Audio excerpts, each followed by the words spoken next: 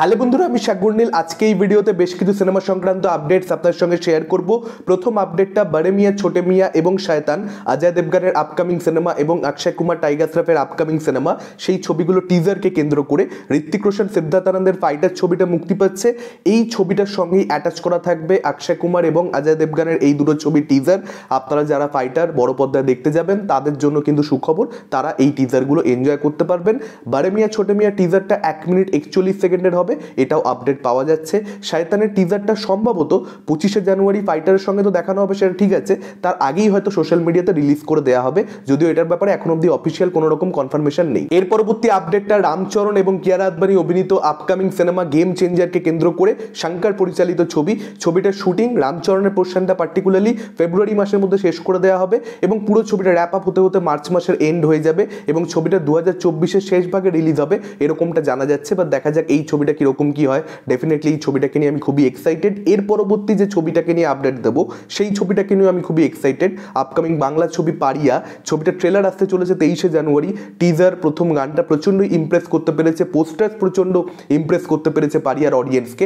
দেখা যাক ট্রেলারটা যথেষ্ট ইমপ্রেসিভ হয় কিনা। আমি তো চাইবো হোক, কারণ এই ধরনের ছবি যখন ডিফারেন্ট কিছু ডিরেক্টরের চেষ্টা করছে, বক্স অফিসে একটা ভালো ওপেনিং নেওয়া অ্যাটলিস্ট দরকার। তারপর ছবি ভালো হলো খারাপ হলো তার উপর বক্স অফিসের ভাগ্য নির্ধারিত হলো, সেটা তো ঠিক আছে, সব ছবির ক্ষেত্রে সেটাই হয়। এর পরবর্তী আপডেটটা রোহিত শেট্টিকে কেন্দ্র করে। সিংঘামের পরবর্তী পার্ট আপনারা জানেন, সেটা তার আপকামিং ছবি, কপ ইউনিভার্সের ছবি।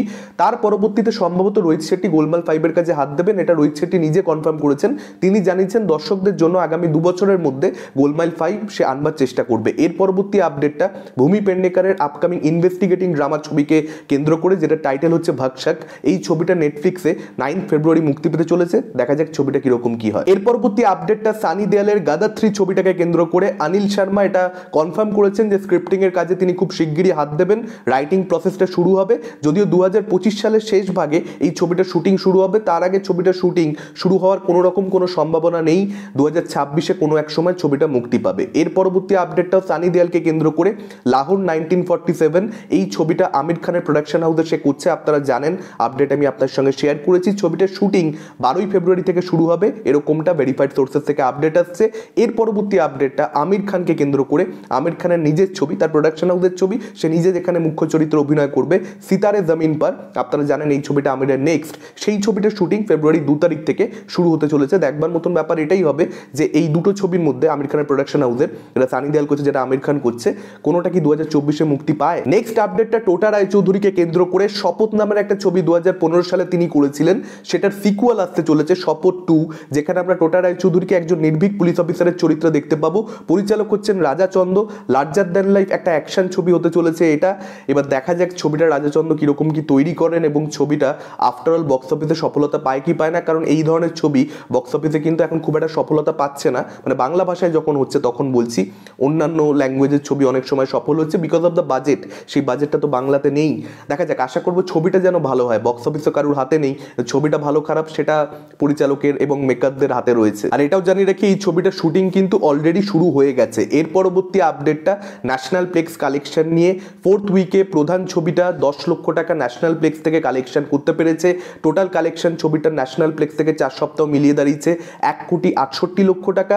কাবুলিওয়ালা সেই ছবিটা 6 লক্ষ টাকা মতন অ্যাপ্রক্সিমেটলি কালেকশন করতে পেরেছে 4th উইকে ন্যাশনাল প্লেক্স থেকে। টোটাল কালেকশন ছবিটার দাঁড়িয়েছে ন্যাশনাল প্লেক্স থেকে 4 সপ্তাহ মিলিয়ে 1,01,00,000 টাকা মতন। এবং আরেকটা যে ছবি মুক্তি পেয়েছে গত সপ্তাহে, বাংলা ছবি, দেবালয় ভট্টাচার্য পরিচালিত, আবির চট্টোপাধ্যায় অভিনীত বাদামি হায়নার কবলে, সেই ছবিটার কালেকশন হয়েছে 11 লক্ষ টাকা মতন অ্যাপ্রক্সিমেটলি ন্যাশনাল প্লেক্স থেকে নিজের প্রথম সপ্তাহে। এক্সপেরিমেন্ট করলে সেটা যে আফটার অল বাঙালি দর্শক খুব একটা সেই ছবিটাকে সুযোগ দেয় না, সেটা আরো একবার কোথাও প্রমাণিত হয়ে যাচ্ছে। এর পরবর্তী আপডেটটা সঞ্জয় লীলা বানসালিকে কেন্দ্র করে। আপডেট এরকমটা রয়েছে যে সঞ্জয় লীলা বানসালি একটা মাল্টি স্টারার ছবি তৈরি করতে চলেছেন, যেখানে রণবীর কাপুরকে এবং আলিয়া ভাটকে সম্ভবত আমরা দেখতে পেতে চলেছি। তাদেরকে রোল অফার করা হয়েছে, সে ছবি তারা সাইন করে কিনা তার উপরে সবটা ডিপেন্ড করছে। শুধুমাত্র রণবীর আলিয়ার মধ্যে সীমাবদ্ধ থাকবে না, আরও হয়তো বলিউডের নতুন জেনারেশনের স্টারদেরকে আমরা এই ছবিতে দেখতে পেতে পারি কাস্ট হতে। দেখা যাক সেটা হয় কি হয় না। আফটার অল এছাড়াও বাইজু বাওরা তো হচ্ছে না, আপনারা জানেন। ইনশাল্লাহ ছবিটা স্ক্রিপ্ট এখনও শাহরুখ নিজে শোনেননি, সেটা হয় কি হয় না সেটাও সময় বলবে। বিভিন্ন জায়গা থেকে বিভিন্ন রকম আপডেট আসছে, কখনো জানা যাচ্ছে শাহরুখ হয়তো করতে পারেন, কখনো জানা যাচ্ছে না শাহরুখ এখন লাইট হার্টেড রমকম করবার কথা ভাবছে না, দেখা যাক। তবে Sanjay Leela Bhansali definitely multi starrer ছবিটা হীরামান্ডির পরবর্তীতে তৈরি করতে চলেছেন। নেক্সট আপডেটটা সৃজিত মুখোপাধ্যায়ের আপকামিং ওয়েব সিরিজকে কেন্দ্র করে। ফেলুদার যে ওয়েব সিরিজটা তিনি তৈরি করেন সেটার নতুন সিজন আসতে চলেছে। ভূস্বর্গ ভয়ঙ্কর গল্প অবলম্বনে এবার নির্মাণ করা হবে সিজনটা, এবং টোটা রায় চৌধুরী কিংবা অনির্বাণ চক্রবর্তী যাদেরকে আপনারা দেখতে পান পার্টিকুলার চরিত্রগুলোতে, তাদেরকেই দেখতে পাবেন। মার্চ মাস থেকে সম্ভবত সিরিজটা শুটিং শুরু হবে এরকমটা জানা যাচ্ছে।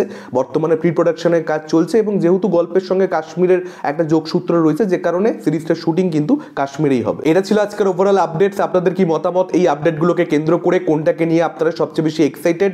ডেফিনেটলি আপনারা সেটা আমাদেরকে কমেন্ট করে জানাতে পারেন। ভিডিওটা ভালো লাগলে লাইক করতে পারেন, শেয়ার করতে পারেন। আমাদের চ্যানেল নতুন হলে চ্যানেলটাকে অবশ্যই সাবস্ক্রাইব করতে পারেন। আজকের মতন টাটা, চোখ রাখুন পরবর্তী ভিডিওতে।